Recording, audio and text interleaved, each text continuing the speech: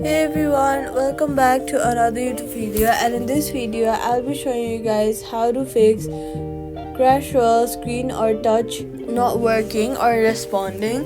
If your taps don't register or controls feel delayed, it's usually a device issue. First of all, clean your screen to remove dirt or moisture that may block the touch input. To clean your screen, make sure you're cleaning it with a soft tissue or a soft cloth so you won't scratch your clothes, scratch your screen and make the matters worse. Then restart the apps.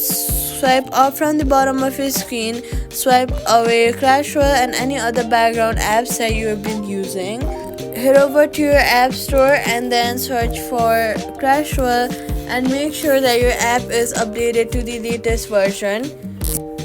By updating your app, you'll have the latest version and you also have all the new files and your bug fixes.